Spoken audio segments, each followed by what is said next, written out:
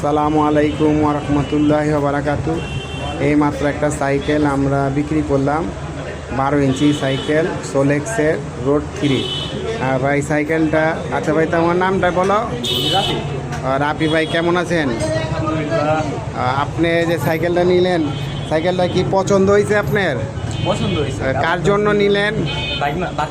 ভাতিজার জন্য সাইকেল নিছে। খুব সুন্দর সাইকেলটাও দেখছেন, কত সুন্দর গাড়ি, মোটা স্পুকের, লোহা ঝুরি এবং চেন কভারটা স্টিলের, খুবই একটা জোস সাইকেল।